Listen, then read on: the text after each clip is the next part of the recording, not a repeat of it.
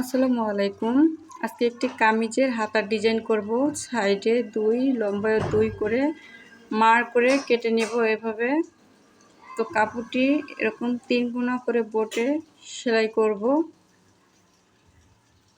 তো এইভাবে হাতার ডিজাইন এবং সালোয়ারের নিচে এইভাবে সেম ডিজাইন করতে পারবো। তো এখন সবগুলো একই নিয়মে সেলাই করে নিব। সেলাই করা হয়ে গেছে। এখন এভাবে উল্টাভাবে বোটে সেলাই করব।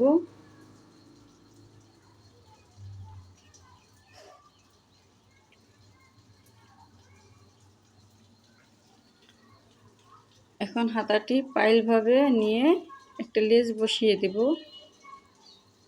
এরকম নতুন নতুন ভিডিও পেতে ফেসবুক থেকে দেখলে পেজটি ফলো দিতে পারেন এবং ইউটিউব থেকে দেখলে চ্যানেলটি অবশ্যই সাবস্ক্রাইব করে দিবেন। এতক্ষণ সাথে থাকার জন্য ধন্যবাদ। আসসালামু আলাইকুম। আল্লাহ হাফেজ।